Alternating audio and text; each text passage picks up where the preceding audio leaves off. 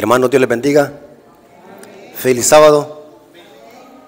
Me alegro mucho, hermanos, por verlos, ya que durante toda la semana no nos podemos ver. Así que estamos aquí congregados. Para mí es un privilegio, hermanos, estar aquí con ustedes, glorificando el nombre de nuestro Dios.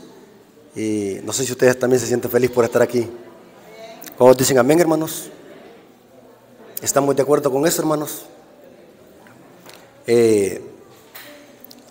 Vamos a estudiar la palabra de Dios, hermanos, en esta escuela sabática. Vamos a crecer en conocimiento, ya que el objetivo de la escuela sabática es que nosotros podamos aprender de la santa palabra de nuestro Dios. Hermanos, damos la bienvenida a nuestros amigos y hermanos que están haciendo presente en este momento. Vamos a iniciar, hermanos. Así que quiero que se concentren, hermanos, no quiero que se vayan a distraer por la calor, porque está haciendo calor, va. Entonces, vamos a orar, hermanos, para que Dios dirija esta clase de escuela sabática. Oremos. Bendito Señor que estás en el cielo, santificado sea tu nombre. Te damos gracias, Señor, porque nos permites estar reunidos con tus hijos en tu día santo, en el templo, para glorificar tu nombre. Gracias, Señor, por este privilegio que nos has dado de estar con vida para poder glorificar tu nombre. Bendícelo, Señor, en esta escuela sabática, que podamos crecer en conocimiento, ya que para esto es la escuela sabática. Te lo suplicamos y lo agradecemos en el nombre de Jesús. Amén. Ok, hermanos, siempre cuando me subo aquí a este púlpito, mi objetivo es siempre es de que usted y yo estudiemos la palabra de Dios, hermano. No sé cuántos se han dado cuenta que siempre mi énfasis en cada estudio que doy es ese: llevar a la iglesia a que estudien la palabra de Dios. Hermanos, es importante, hermanos, conocer la palabra, hermanos. No se queden solamente con lo que viene a decir aquí el predicador. Tiene que también estudiar usted la palabra, hermanos. Tiene que hacer su propio estudio personal de la palabra en su casa. Cada quien puede hacer su horario para poder estudiar la palabra. Y como le decía a los hermanos, de que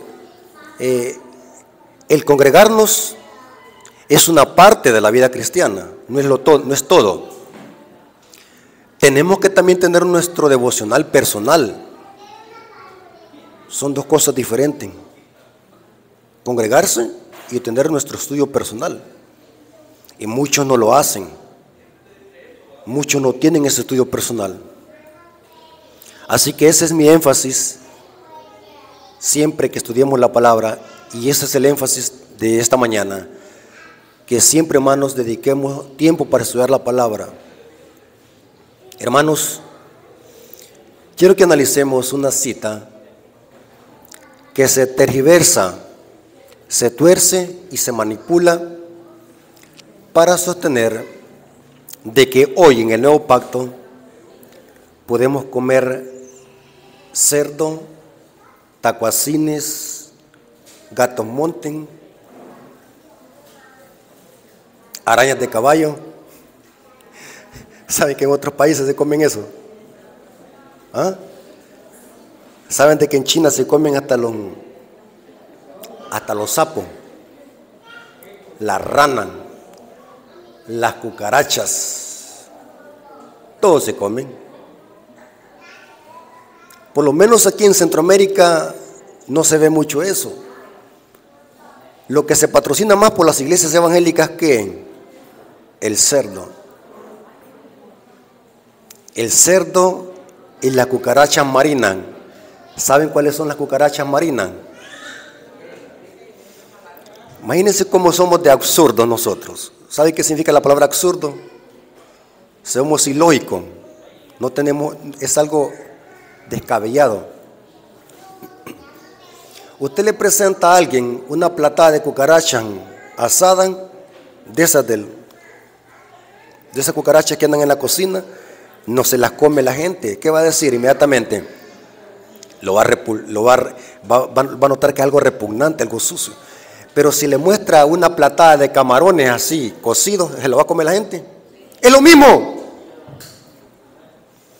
Son cucarachas marinas los camarones. ¿Saben, hermanos, de qué se alimentan los camarones?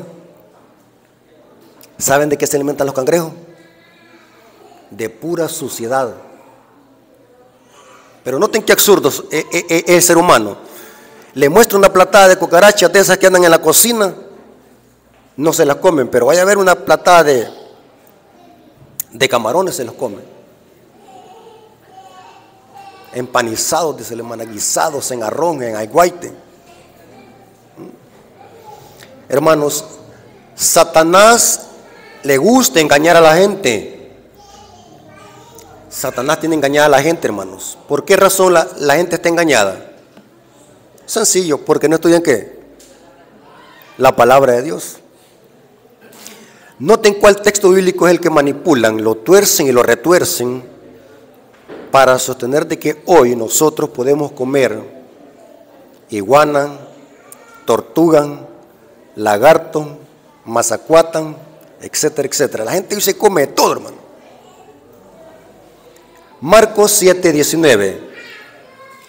Vamos a hacer un estudio profundo y serio de este texto, porque yo quiero, hermanos, que usted, cuando alguien le cite este texto, usted pueda explicárselo a esa persona. ¿Estamos de acuerdo, hermano? Cuando alguien le llegue a su casa y le cite este texto para decirle que los adventistas estamos equivocados, usted va a tener información para poder explicar este texto. ¿Estamos de acuerdo? Marcos 7:19 dice: porque no entra en su corazón, sino en el vientre, y sale a la letrina. Esa es una pregunta. Esto decía, aquí está hablando Jesús, esto decía, haciendo limpio todo ¿qué? Todos los alimentos. Estoy leyendo Marcos 7:19. Hermanos, ¿cuántos han traído su Biblia? Yo miro que solamente cabecean. ¿Cuántos han traído su Biblia? Levante la Biblia, hermanos. ¿Saben por qué pregunto eso? Porque una vez una hermana, en lugar de traer la Biblia, trajo el silabario.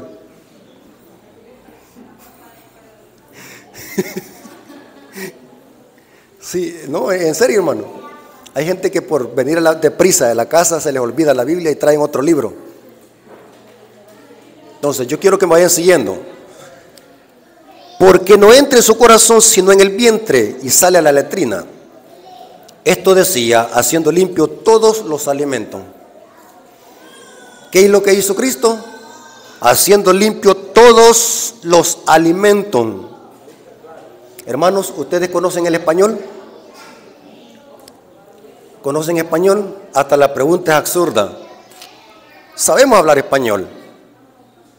Dicen de que el idioma que se va a hablar en el cielo, saben de que dicen que es el español porque es el idioma más entendible y más lindo. El español. ¿Qué es lo que hizo Cristo? Dice que limpió todos los alimentos. Hermanos, ¿saben qué significa la palabra alimento? El diccionario de la Real Academia Española dice así, miren, esto es bueno, hermano, cuando usted no entienda alguna palabra, váyase al diccionario. Me gusta usar el diccionario de la Real Academia Española, la RAE, porque es el oficial, es el que decide cómo debe de usarse el idioma español, la RAE. ¿Tiene peso la RAE, hermanos? Sí, noten cómo dice: alimento, conjunto de sustancias que los seres vivos comen o beben para subsistir. Eso significa la palabra alimento. Pero alguien me puede decir, hermano Rafael Díaz, para mí el alimento es comerme un garrobo en aguaite o un gato monte. ¿Se dan cuenta, hermano?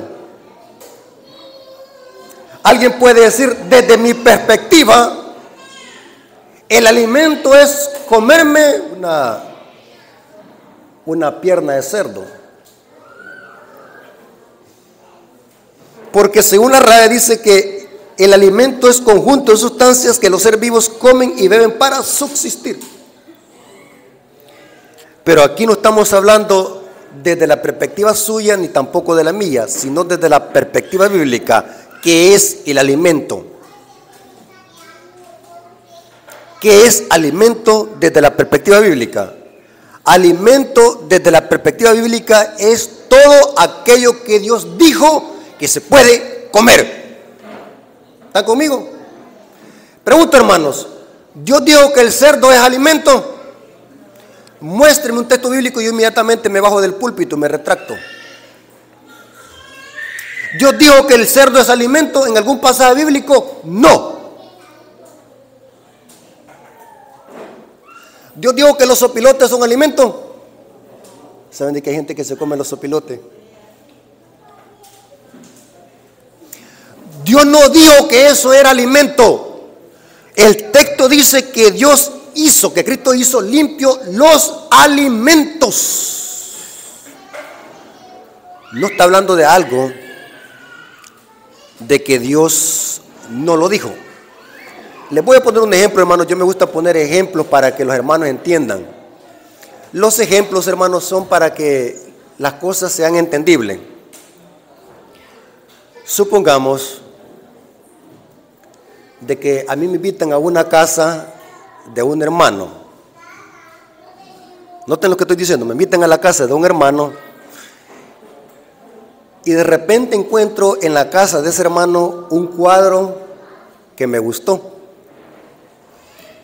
Y yo bajo el cuadro y me lo llevo para la casa. Y antes de salir de la puerta le digo yo al hermano, muchas gracias porque me regaló ese cuadro. ¿Cómo se me va a quedar viendo el hermano? ¿Cómo? Bueno, y este hermano Rafael, ¿qué es lo que le pasa? ¿Está trastornado, loco? ¿Está maníaco? Yo no le he regalado ese cuadro. ¿Por qué me está diciendo gracias? ¿Captaron el mensaje?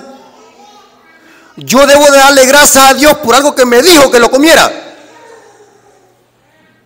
¿Cuántos están agarrando el hilo? ¿Vamos bien que está acá? ¿Cómo yo le voy a dar gracias a alguien por algo que él no me lo dio? Va a quedar absurdo. O que le agarre la refri al hermano. Bueno, hermano, mire, me voy a llevar la refri, muchas gracias. Y el hermano me va a decir, bueno, ¿y usted por qué se está llevando la refri? Si Dios no se le ha dado. ¿Por qué me está agradeciendo por eso? Ahora, quiero que agarren esta información. ¿Están aquí todavía, hermanos? Porque esto se pone interesante. ¿Tienen la Biblia allí? ¿Cómo explicar este versículo a un católico y a un protestante? ¿Cómo explicárselo? Para que salga de la ignorancia bíblica. Porque el problema es ignorancia bíblica. Hermanos, siempre hay que leer el contexto. ¿Estamos de acuerdo de eso? Siempre a la hora de estudiar un versículo bíblico, lea el contexto. Porque un texto sin su contexto es ¿qué? Es un pretexto. ¿Estamos de acuerdo con eso, hermanos? La llave maestra para entender un versículo bíblico es el contexto. Repita conmigo, hay que leer el contexto. Lea el contexto. Hermanos, ¿saben de que este versículo tiene su contexto? ¿Cuál es el contexto? Marcos 7, 14 al 16. Marcos 7, 14 al 16. Y llamando así a toda la multitud, les dijo, oídme todos y entended. Noten que como que Jesús está enfatizando la importancia de entender. Hay gente que por más que se le explique con puntos y comas, hay gente que por más que se le explique con las vocales A, E, I, O, U, no entienden. Oíd y entended. Nada hay fuera del hombre que entre en él que le pueda contaminar. Pero lo que sale de él, eso es lo que contamina al hombre. Si alguno tiene oídos para oír, oiga. O sea, Jesús está enfatizando, entiendan. Bueno, significa que eso es para nosotros también, hermanos. Hay que entender para nosotros eso también. ¿Es para nosotros o solo para los discípulos? ¿Es necesario que entendamos esto, hermanos? Sí, aquí el maestro lo está diciendo. Saben de que hay otro apóstol. Por eso, hermanos, es bien importante que a la hora de estudiar un texto bíblico hay que comparar lo que dicen los 4 evangelios sinópticos, o sea, los 4 evangelios. Porque siempre un evangelista añade un detalle que el otro no lo dijo. Pero cuando uno lee lo que dice otro evangelista, uno como que si recopila más información. Este mismo evento que aparece en Marcos 7, aparece en Mateo 15. ¿Están conmigo, hermanos? Vámonos a Mateo 15. Es lo mismo. Lo que está relatando Jesús en Marcos 7, Mateo lo amplifica y nos dice qué es lo que está pasando y por qué Cristo dijo estas palabras. Mateo capítulo 15, versículo 1 al 3. ¿Van siguiéndome, hermano? ¿Van siguiéndome? Mateo 15, 1 al 3. Entonces se acercaron a Jesús ciertos escribas y fariseos de Jerusalén, diciendo: ¿por qué tus discípulos quebrantan la tradición de los ancianos? ¿El qué, hermanos? ¿Qué es lo que decían estos fariseos? ¿Por qué tus discípulos quebrantan la tradición de los ancianos? No dice la ley de Dios, dice que la tradición de los ancianos. ¿Por qué no se lavan las manos cuando comen pan? Respondiendo él y les dijo: ¿por qué también vosotros quebrantáis el mandamiento de Dios por vuestra tradición? O sea que el tema central de este debate con los fariseos y los escribas era por no lavarse ¿qué? Las manos. O sea, el tema no era la fritada, ni la moronga, ni el garrobo en aiguaite. El tema era la tradición de los fariseos de lavarse las manos antes de comer. Pero alguien puede decir: ¿cuál es el problema de lavarse las manos antes de comer? Si eso es aseo personal. Pero acá el texto o el debate no es aseo personal. Jesús no está condenando el aseo personal de lavarse las manos antes de comer, como lo hacemos nosotros, que después de venir del baño nos lavamos las manos. Ese es aseo personal. Aquí el tema de Jesús es otro. Dice el texto, la tradición de los fariseos. Había una tradición de los fariseos, hermanos. Esta tradición era tan fanática. Hermanos, esta semana prediqué un tema de cómo los fariseos habían inventado más de 600 leyes y se las habían añadido al sábado. 600 leyes, yo me quedé impactado. Leyes ridículas y absurdas. ¿Saben qué dice Flavio Josefo, un historiador judío? De que si una mujer se veía en el espejo en sábado y se cortaba una cana, para los fariseos ya era quebrantar el sábado. Si un hombre escupía en el suelo, eso era hacer lodo y eso era quebrantar el sábado. Era trabajo. Tenía que escupir en una piedra, decían los fariseos. Si una gallina ponía huevo en sábado, había que matarla porque estaba quebrantando el sábado, según los fariseos. Terrible, hermano. Y aquí vemos una tradición fanática y absurda de los fariseos. Ellos decían que si alguien no se lavaba las manos, pero era ceremonialmente, era un rito que se habían inventado, es un rito que para antes de comer tenía que hacerse ese rito. ¿Y saben a qué se refiere ese rito? Noten cómo dice el comentario bíblico adventista, y esto es absurdo, hermanos, esto es absurdo. Mire, unas leyes fanáticas que tenían los fariseos, extremistas, que era pánico, hermano. Noten cómo dice el comentario bíblico adventista sobre esto. El lavamiento que aquí se refiere era estrictamente ritual y no higiénico.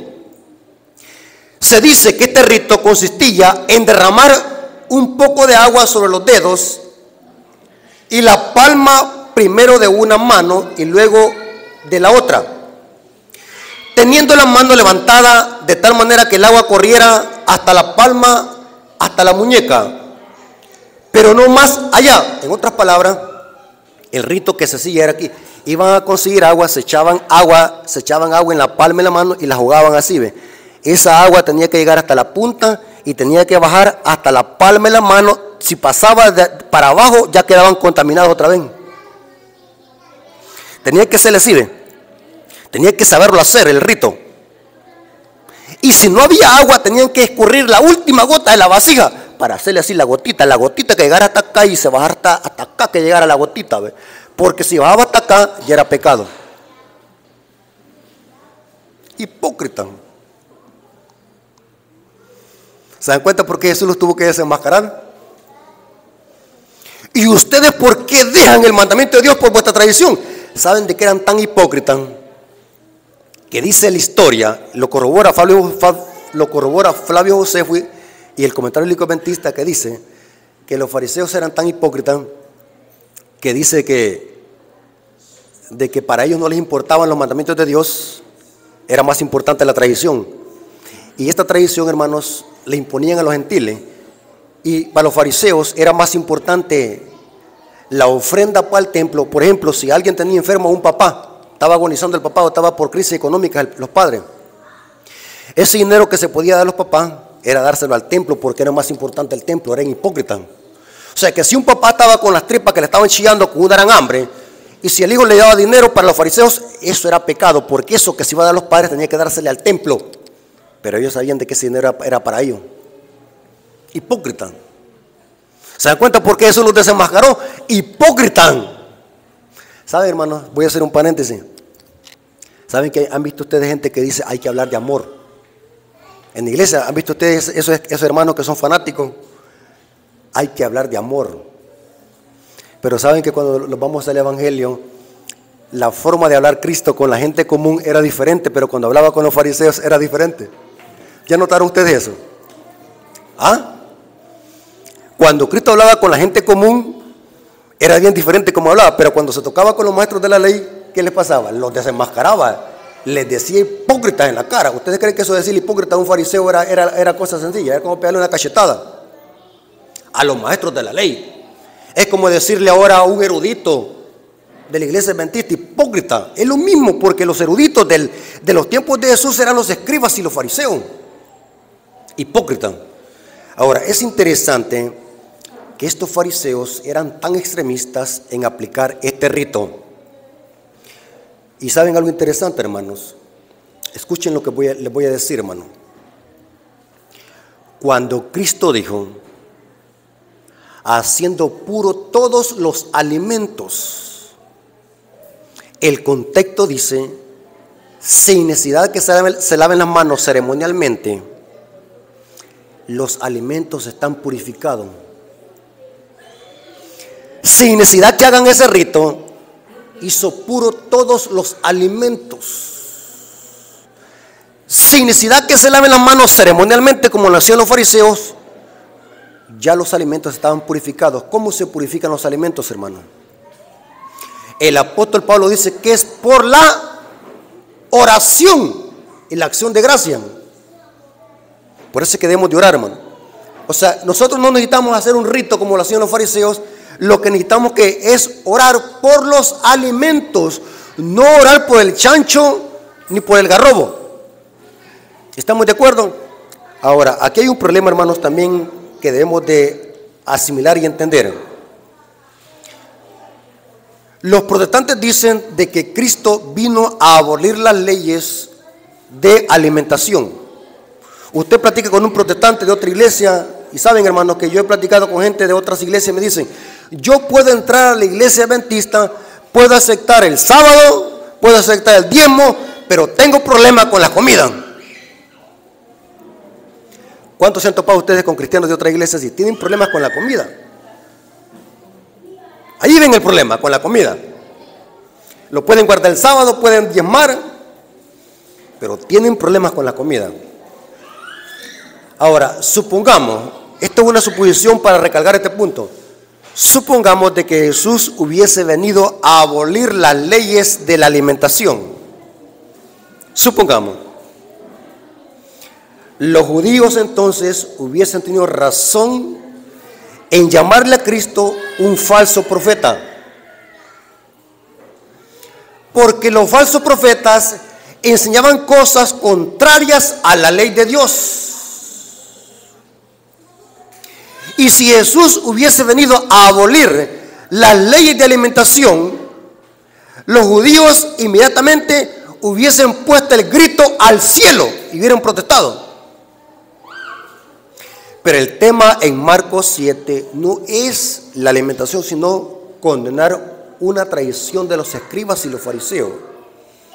Ahora, hermano, ¿saben de que según la Biblia, Cristo, que es según el libro de Hebreo, es nuestro sumo sacerdote según el orden de qué? De Melquisedec. ¿Sabían ustedes, hermano, que la ley decía que los sacerdotes y los sumos sacerdotes tenían la obligación de enseñarle al pueblo a hacer diferencia entre lo santo y lo profano, entre lo limpio y lo inmundo? Esta era una ley para los sacerdotes. ¿A dónde dice eso?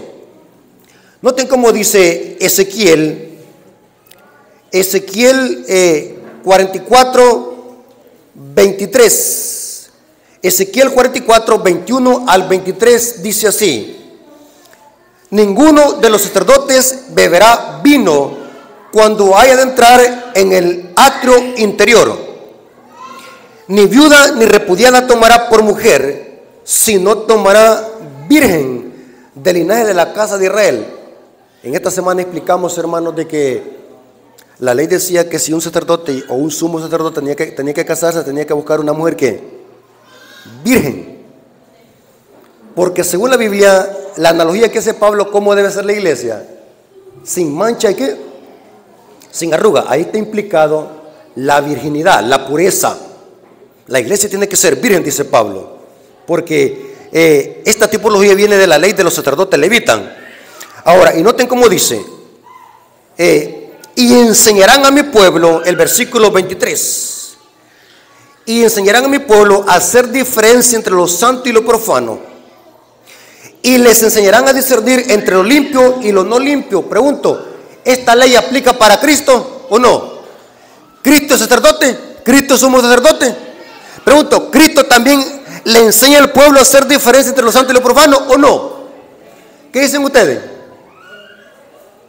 Es lo mismo, hermano, si Cristo es el sacerdote. Ahora, quiero que notemos algo interesante, hermano. La Biblia enseña de que nosotros debemos de ser santos como Dios es santo. Eso decía la lectura bíblica, Levíticos 11:44. Sed santos porque yo soy santo. ¿Saben cuál es el contexto de esa cita? Levíticos 11, ¿de qué está hablando? De la comida. Pregunta, hermano, ¿la santidad tiene que ver con la comida? ¿Qué creen ustedes, hermano? La santidad, la alimentación es parte de la santidad, hermanos. ¿Qué dicen ustedes? Sí, hermano.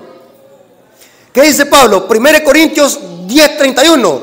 Si coméis o bebéis o hacéis otra cosa, ¿hacedlo para qué? O sea que la santificación tiene como parte la alimentación. Lo que comemos, lo que consumimos. ¿Estamos de acuerdo en eso? Sed santo porque yo soy santo. No se contaminen con nada de lo que se arrastra en la tierra. Eso dice Levíticos 11:44. Ahora, hermanos, el contexto de Marcos 7:19 es que los alimentos ya fueron limpiados sin necesidad de practicar ese rito que hacían los fariseos y los escribas hipócritas. O sea que el tema central es ese rito legalista y fanático que los fariseos se habían inventado. Ahora, para terminar, hermano, saben de que Jesús tuvo que luchar contra esta clase de apostasía en su tiempo, con tanta ley, con tanto fariseísmo, con tanto legalismo y con tanto fanatismo que había en los tiempos de Cristo. Yo les hago una pregunta, hermano. ¿Creen ustedes de que hoy en día no pasa lo mismo? ¿Creen ustedes de que hoy en día no hay leyes absurdas que los hombres han inventado? Leyes extremistas y fanáticas. ¿Creen ustedes de que hoy en día la iglesia está exenta de eso? ¿O también en la iglesia se han infiltrado tradiciones extrañas, ajenas a la palabra de Dios? ¿O creen que estamos igual que los fariseos o diferentes? ¿Qué dicen ustedes, hermano? Los fariseos se habían inventado un montón de leyes. ¿Creen ustedes de que hoy es lo mismo? ¿Que la gente mejor prefiere seguir tradiciones de hombres y no los mandamientos de Dios? ¿O es diferente? Es lo mismo, hermano. Les voy a leer una cita del Espíritu de Profecía. Deseado a toda la gente, es página 363, párrafo 4. Y saben, hermanos, que ustedes creen, hermanos, que los fariseos se ponían contentos con Jesús cuando Jesús les contradecía. ¿Ah? Dice el Espíritu de Profecía en el Deseado a toda la gente. Esto es tremendo. Dice que los fariseos se enojaban con Cristo porque no podían hacer que Cristo aceptara sus tradiciones. Los fariseos se enojaban. Lean ahí. ¿Sabe cuál capítulo es? Se me olvidó el capítulo, pero es cuando Jesús supuestamente se les perdió a José y María en el templo. Dice que lo hallaron después de algunos días y hallaron a Jesús platicando ¿con quién? Con los maestros de la ley, con los fariseos. Y dice el Espíritu de Profecía que esa conversación que tuvo Jesús con los fariseos, el Deseado a toda la gente la describe, que dice que los fariseos habían estado intentando toda la mañana poderle meter a Cristo sus tradiciones en la mente, y Cristo dice que se la refutaba con la Escritura. Y dice el Espíritu de Profecía que en toda esa mañana dice que los fariseos, al ver que Jesús no podían convencer al niño, dice que se enojaron. Ya le dije a ustedes así, ahí, se enojaron, dice, estaban tan furiosos al ver que ese niño era terco desde la perspectiva de los fariseos, porque ese niño les refutaba todas sus tradiciones y doctrinas que ellos se habían inventado. Y dice el Espíritu de Profecía que llegó un momento donde los fariseos dijeron: este niño ya no lo podemos convencer, vamos a ir a quejarnos con los papás, porque este niño es un gran rebelde, no se somete a nuestra tradición. Y dice el Espíritu de Profecía ahí, Elena de White dice que los fariseos llegaron a decirle a María y José: María, mira, tu niño es un rebelde y es un disidente, porque no se somete a nuestras tradiciones. Y dice ahí el libro de Deseado a toda la gente que el niño, imagínense, hermano, dice, lean ese capítulo, hermano, yo me quedé impactado. Dice que cada palabra que los fariseos decían, Cristo se las refutaba con la Biblia. Versículos que torcían, Cristo se los refutaba. Un niño pequeño. Y hoy los niños, ¿qué es lo que saben más, hermano? De TikTok. Pero Cristo dice que les decía: escrito está, muéstrenmelo con la Biblia, eso que ustedes dicen, ¿a dónde está? Llegó un momento que se enojaron, fueron a ponerle queja a María. Lean ese capítulo, yo me quedé impactado. La tradición se llama, yo creo que es el capítulo en el Deseado a toda la gente. Ahora, noten cómo dice Deseado a toda la gente, página 363, párrafo 4, dice: es lo mismo, hermano, hoy, hermano, contradígale a alguien una tradición que viene acariciando desde hace mucho. ¿Usted cree que va a caer bien con esa persona? Contradígale. Se enojan. Mire cómo dice: Deseado a toda la gente, página 363, párrafo 4. ¿Lo tienen ahí conmigo? Anótelo. La sustitución de los mandamientos de Dios por los preceptos de los hombres no ha cesado. Aún entre los cristianos se encuentran instituciones y costumbres que no tienen mejor fundamento que la tradición de los padres. Tales instituciones, al descansar sobre la autoridad humana, han suplantado la creación divina. Los hombres, noten cómo termina la cita, los hombres se aferran a sus tradiciones y reverencian sus costumbres y alimentan odio contra aquellos que tratan de mostrarles su error. Lo mismo es, se enojan. Hermano, para cerrar con broche de oro, dígame usted una tradición que se practique en la iglesia adventista.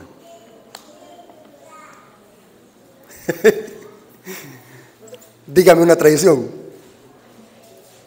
¿Quieren que les diga una?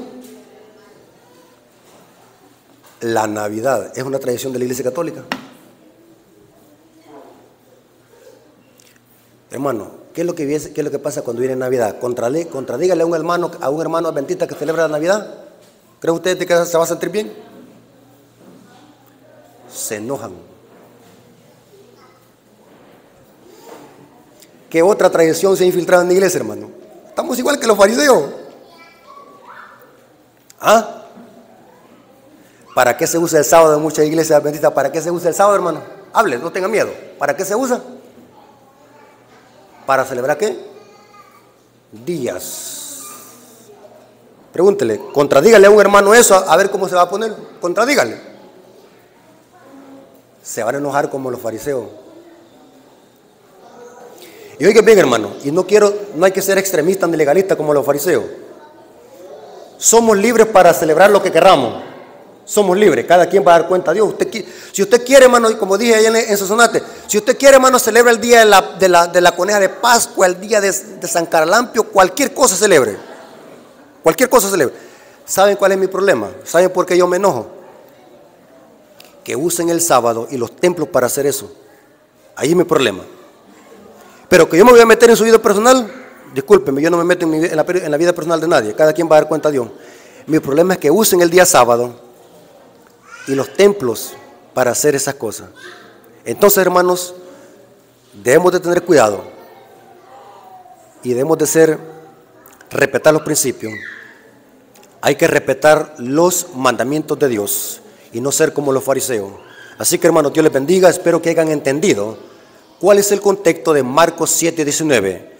Cristo hizo limpio todos los alimentos, pero sin necesidad de lavarse las manos ceremonialmente como los fariseos. ¿Ya están limpios los alimentos? ¿Ya están limpios, hermanos? Sí, Dios los ha limpiado. Así que, hermanos, Dios les bendiga. Espero que hayan aprendido de la palabra de Dios y que todo haya sido para la honra y gloria de nuestro Dios. Mi énfasis, hermanos, siempre es que usted cree que conocimiento, que aprenda, que lea, que no se quede solamente con lo que dice el hermano Rafael, sino que también estudie por usted mismo para ver si lo que decimos tiene fundamento bíblico. Así que hasta aquí vamos a llegar. Vamos a orar para que se lleve a cabo el repaso de la lección.